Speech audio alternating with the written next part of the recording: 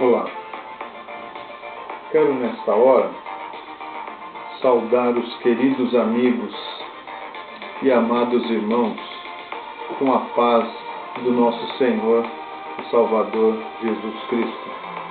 Quero agradecer nessa oportunidade ao Senhor Jesus por poder falar sobre um tema tão importante que é a doação de órgãos, como funciona, conceituar a doação de um modo geral, mais abrangente, e tratar desse assunto lidando com outras disciplinas, com algumas informações como o Ministério da Saúde, legislação, estatísticas, de um modo geral. Então aqui a nossa estrutura está baseada no ensinamento da lição de número 7 da Escola Bíblica Dominical das Assembleias de Deus. Por ocasião do Dia das Mães, nós não pudemos tratar da lição de número 7, referente ao dia 13 de maio. Então, o tema da Escola Bíblica Dominical fala sobre a ética cristã e os seus valores. Especificamente, nesta lição de número 7, a doação de órgãos. Para iniciar, em termos de abertura, eu gostaria de compartilhar o livro de 1 aos Coríntios, capítulo 13, verso 2, que diz assim: E ainda que eu tivesse o dom de profecia e conhecesse todos os mistérios, toda a ciência, e ainda tivesse toda a fé, de maneira tal que transportasse os montes, e não tivesse amor, eu nada teria. E ainda o verso 13: Agora, pois, permanecem a fé, a esperança e o amor. Destes, o maior é o amor. E por que nós estamos tratando desse assunto, o amor? Porque a doação de órgãos, segundo o nosso posicionamento enquanto igreja, enquanto comunidade, é um ato de amor. Nesta oportunidade, nós teremos uma mensagem não só relacionada às Escrituras Sagradas, mas também de cunho social. Então, nesse aspecto, demonstra um ato de amor por parte daquele que realiza a doação. Como pode-se observar no livro de 1 a João, capítulo 3, verso 16. E diz que Jesus deu a sua vida por nós e devemos dar a nossa vida pelos nossos irmãos. De que forma nós podemos fazer essa doação?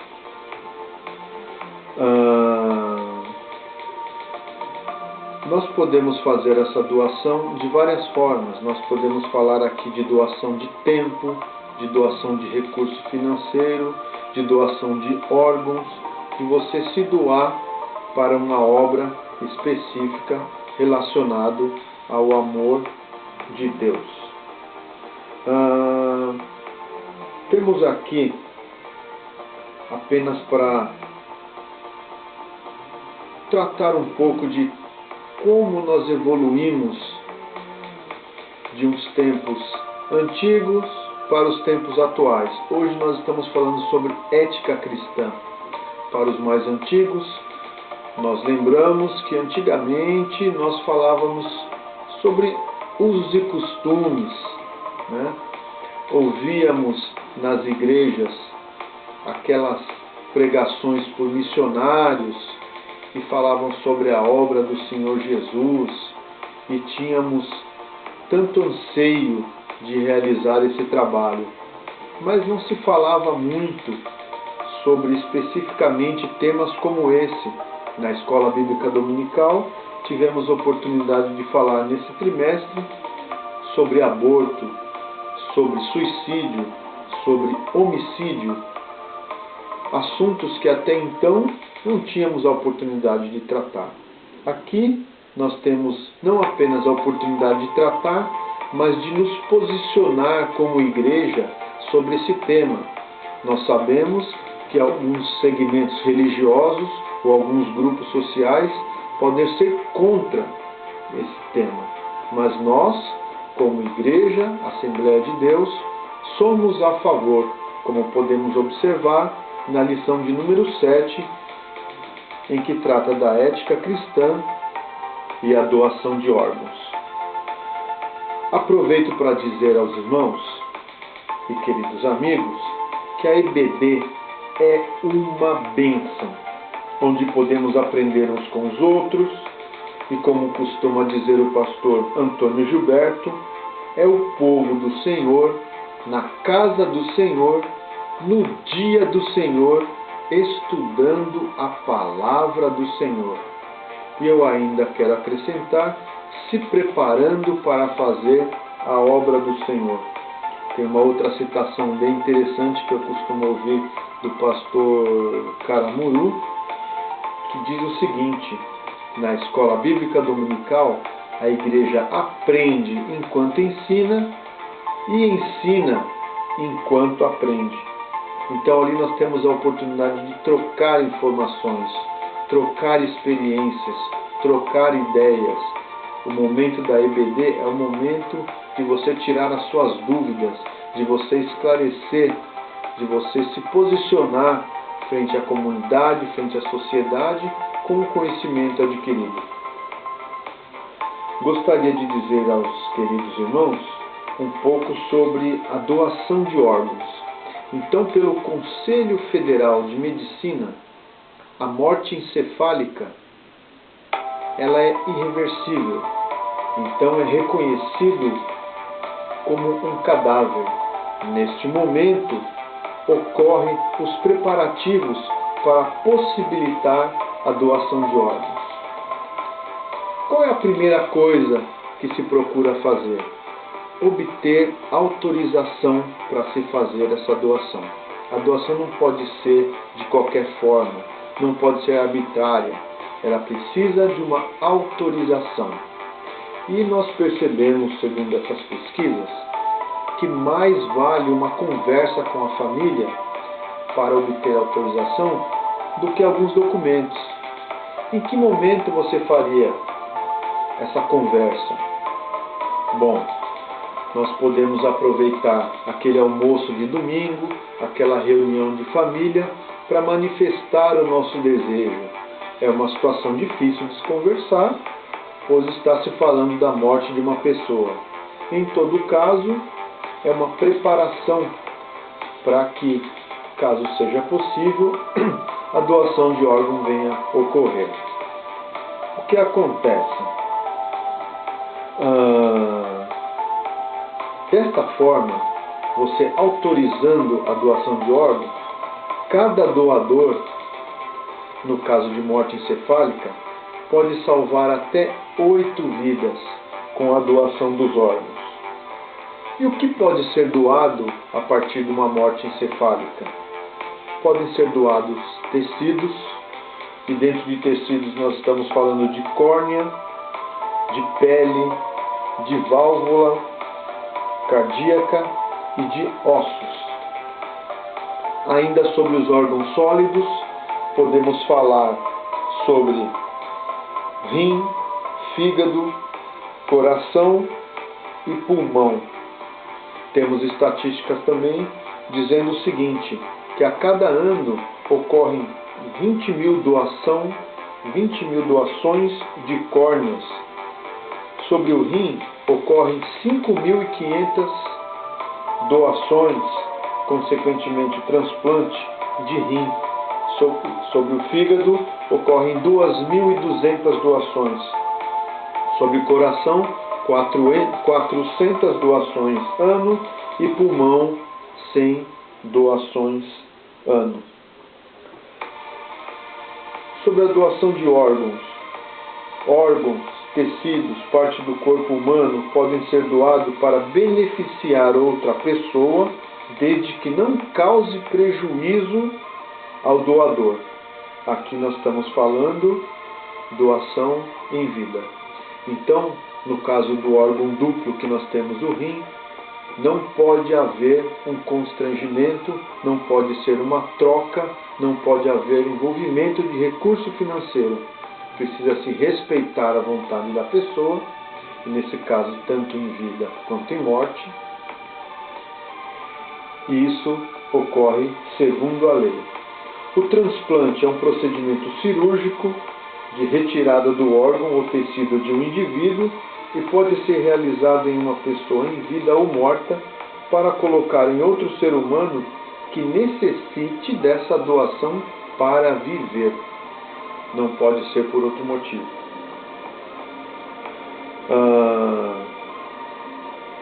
Outros países, nós temos a informação que por 1 milhão de pessoas ocorrem 20 doadores.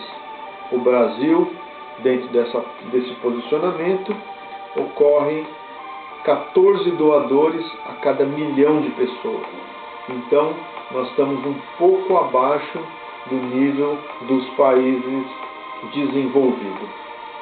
Sobre dados do Ministério da Saúde, nós temos a seguinte informação, indicando que em 2016, o Brasil registrou o maior número de doação de órgãos dos últimos tempos.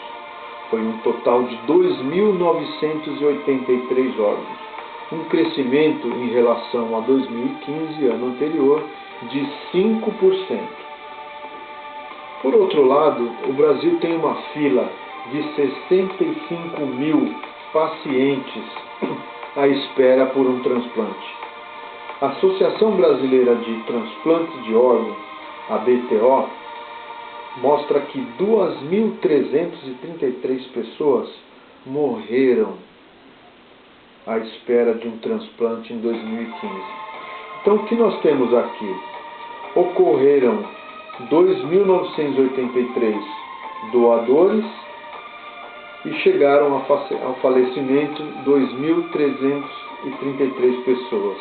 Podemos observar que a cada 5 mil pessoas, cerca de metade consegue o seu transplante e a outra metade vem a óbito por falta de oportunidade, por falta de um órgão ou compatibilidade nesse caso.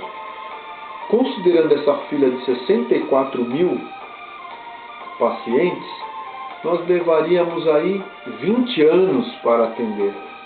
Então, é uma informação preocupante. Quanto mais pessoas se posicionarem como doador ou trazendo essa informação para a família, maior seria o número de doadores. Temos a informação também que 40% dos doadores brasileiros negam a doação. Às vezes por falta de informação, às vezes por falta de um entendimento familiar, considerando que o momento da autorização é um momento de dor, né? É um momento de luto. Mesmo assim, nós sabemos que, apesar, não obstante ao luto de uma pessoa, este caso em que ocorre a morte encefálica, a pessoa após morte pode salvar a vida de até outras pessoas, sem considerar a doação de tecidos. Passamos agora sobre valores que permeiam esse ato de doação. Então temos aqui no livro de Mateus, capítulo 22, verso 37 ao 40, dizendo que o amor é a síntese da lei. Então, amar a Deus sobre todas as coisas e amar ao próximo como a ti mesmo. Temos ainda Mateus capítulo 7, verso 12, onde fala da empatia. O que seria empatia? Quando você se coloca no lugar do outro e sente a dor do outro. Temos ainda no livro de 1 João, capítulo 13, verso 17 e 18, que fala sobre a caridade e a obra da caridade. Ou seja, não sejamos apenas planejador da caridade, sejamos caridosos, façamos a caridade por obra e não apenas por língua. Temos aqui no livro de Gálatas, no capítulo 4, verso 15, a questão da posição da igreja de Gálatas. Por outro lado, a posição de Paulo, no sentido da sua doação como pessoa à obra do Senhor. Ainda no livro de Mateus, capítulo 20, verso 28, temos a palavra do Senhor nos dizendo que Jesus não veio para ser servido, mas para servir e doar a sua vida. E deu a sua vida, não apenas um órgão, em resgate de muitos, nos livrando da morte certa. Conceituando a doação ainda, temos aqui alguns termos segundo a lei, que o procedimento cirúrgico para a remoção de um órgão enfermo ocorre em substituição por outro saudável. O artigo 2º da Lei 9434 autoriza a realização do transplante de órgãos somente em estabelecimento de saúde e médico-cirúrgica de remoção e transplantes permitidos pelo SUS. Ou seja, esse procedimento só pode ocorrer, segundo a legislação brasileira, com autorização do SUS. Uma informação que nos salta aos olhos é que 95% desses procedimentos são financiados pelo SUS. Ou seja, o SUS é o maior órgão de saúde pública do mundo, maior até do que de países desenvolvidos. Temos ainda uma posição contrária à doação quando envolve o uso de células-tronco embrionária. Então, a ética cristã desaprova a doação nesse caso. Por que desaprova? Inclusive, é um assunto que estudamos na escola bíblica dominical. Ocorre que o embrião, ainda sem forma, já é uma vida. Segundo o livro de Jeremias, capítulo 1, verso 5, diz a palavra do Senhor: antes ainda que se formasse no ventre, eu te escolhi. Então consideramos que o Senhor escolhe você ainda informe, ou seja, você ainda é um embrião e o Senhor já te escolheu. Por isso, somos posicionados contra a doação de órgãos. O mesmo não ocorre no caso de células-tronco adulta, né? No caso de células-tronco extraído do cordão umbilical e outros casos. Para os demais casos, como transplante de células-tronco adulta, transfusão de sangue, transplante de coração, rim, fígado e outros, não apresentam problemas éticos. Ou seja, o transplante de sangue, nós somos a favor.